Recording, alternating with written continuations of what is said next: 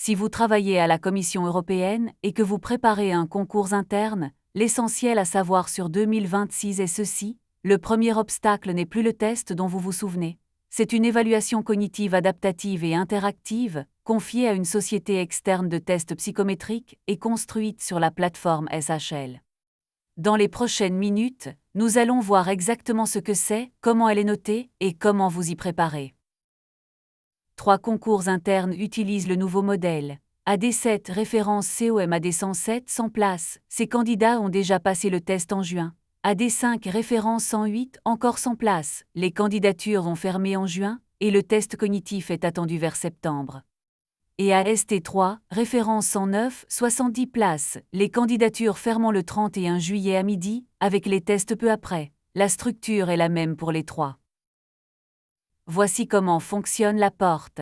L'évaluation cognitive vient en premier, comme filtre d'éligibilité. Seuls les candidats au 60e centile ou au-dessus de la population de référence continuent.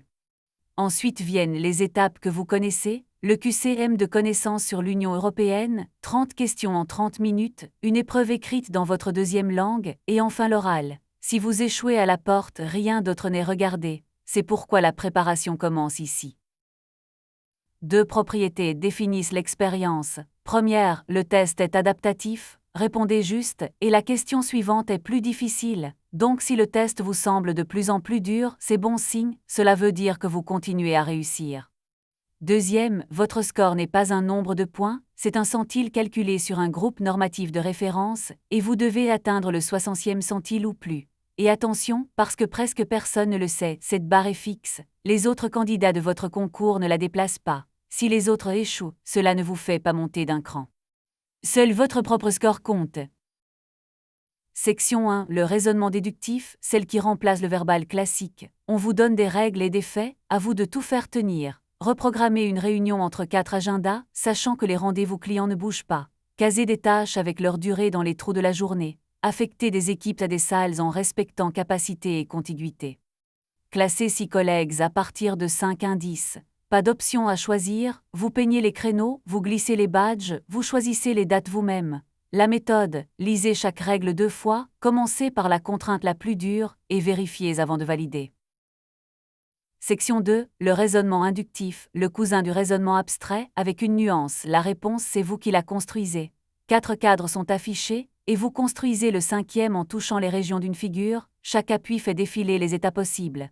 Ou vous prolongez une séquence de bulles étiquetées en traçant littéralement la ligne jusqu'à la suivante. Deviner ne sert presque à rien, car la réponse est ce que vous dessinez. La méthode, nommez la règle dans votre tête d'abord, rotation, alternance, croissance, et seulement ensuite commencez à toucher. Section 3. Le raisonnement numérique. Le calcul est doux, pourcentage, ratio, moyenne. La difficulté est le format, des données de bureau transformées en actions. Vous classez des personnes avec des badges de rang, approuvez ou rejetez des demandes face à un seuil, tirez les poignées d'un camembert jusqu'à ce que les parts collent au fait, fixez des totaux de barres, tracez une série mensuelle point par point. La méthode, construisez le total complet avant tout pourcentage, et vérifiez toujours ce que la question appelle rang numéro 1. Maintenant, 4 pièges à avoir bien en tête, ce qui punissent les candidats non préparés.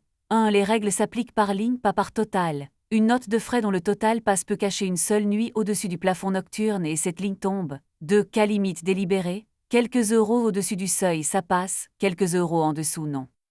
Les items sont construits pile à la limite. 3. La réponse tentante est piégée. Dans les calendriers, le créneau confortable en début de journée est souvent justement ce qui ne bouge pas. 4. La direction s'inverse. Un classement demande un égal le plus haut, le suivant un égal le plus bas. L'énoncé vous le dit, l'automatisme vous trahit. La mécanique du jour du test en 4 règles. Chaque question est obligatoire, vous n'avancez pas sans répondre. Impossible de revenir en arrière, une fois sur suivant, c'est verrouillé sans écran de révision. Il n'y a pas de point négatif sans cas d'erreur. Et tout ce que vous n'atteignez pas compte pour 0, donc le rythme est tout, 90 secondes par question au maximum, et l'horloge ne pardonne pas.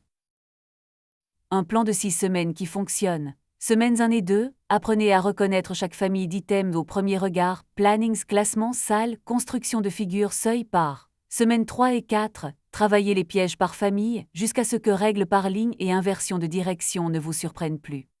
Semaine 5 et 6, une simulation complète par semaine en conditions réelles, 24 questions, 36 minutes, et revoyez chaque erreur jusqu'à pouvoir l'expliquer.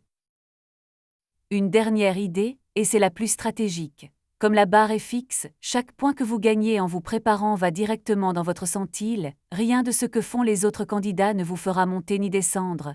Vous arrivez le jour J avec le format déjà travaillé, au lieu de le découvrir sur place, chrono en marche.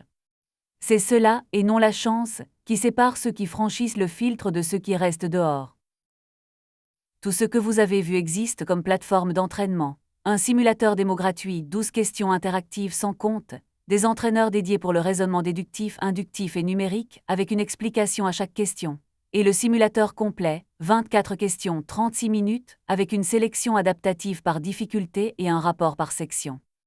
C'est disponible sur eu-no.com, avec des questions en 5 langues, et le Pass 2026 coûte 99 € en paiement unique, accès jusqu'à l'oral de janvier 2027. EU-no n'est affilié ni à SHL ni à la Commission européenne, tous les items sont originaux, créés dans le style de l'évaluation. Bonne chance en septembre.